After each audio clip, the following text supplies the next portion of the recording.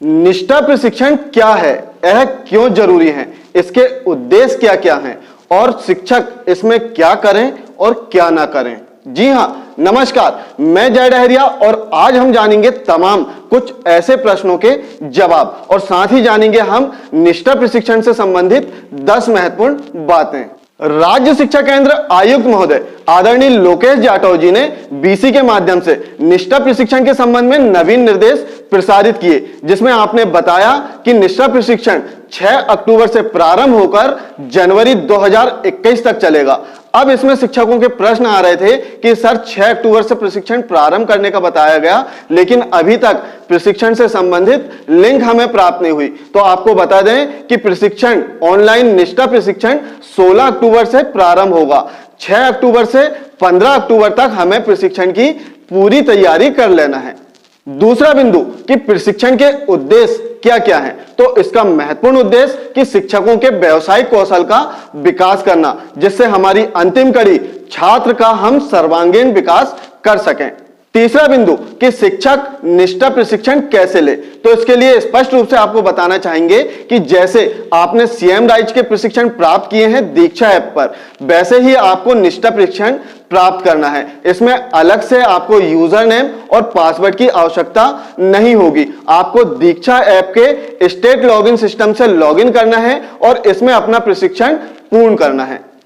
चौथा और महत्वपूर्ण बिंदु, जैसा सीएम राइज प्रशिक्षण में हमने देखा कि सीएम राइज प्रशिक्षण के प्रारंभ होने की तिथि हमें पता होती है, किंतु इस प्रशिक्षण के बंद होने की तिथि नहीं होती। यह एक ओपन प्रशिक्षण होता है, किंतु निष्ठा प्रशिक्षण समय अवधि में पूर्ण करना होगा, जिसके लिए 3 मॉड्यूल को हमें 15 दिवस में पूर्ण करना होगा। आपके प्रशिक्षण कितने पूर्ण हो गए हैं और कितने शेष बचे हैं, इसके लिए एनआईसी कार्य कर रहा है, जिससे आपको व्यक्तिगत एसएमएस के माध्यम से भी जानकारी प्राप्त हो जाएगी, साथ ही व्हाट्सएप के माध्यम से भी इसमें आपको जानकारी प्राप्त होगी।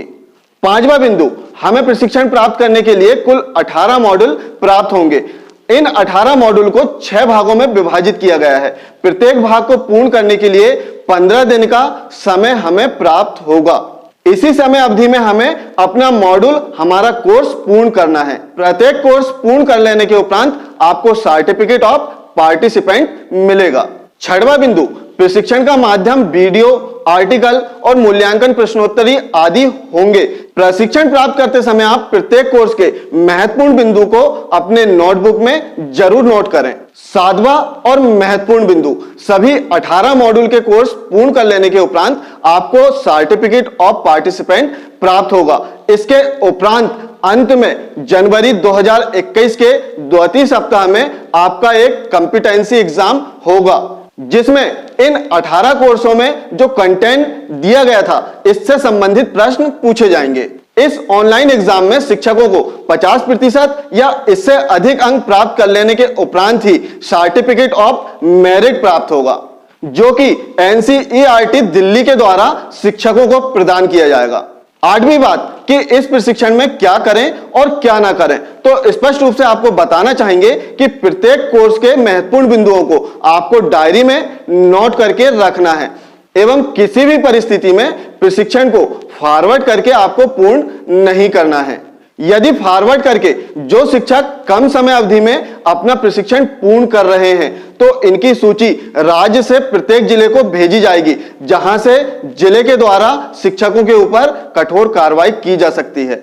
9वीं और बहुत ही महत्वपूर्ण बात, शिक्षकों ने जो प्रशिक्षण प्राप्त किए हैं और इसमें जो प्रमाण पत्र शिक्षकों को प्राप्त हुए हैं, इन प्रमाण पत्रों को शिक्षकों की ई सर्विस बुक में अपलोड करने की योजना बनाई जा रही है, जिससे शिक्षकों के प्रदर्शन का आकलन किया जा सके।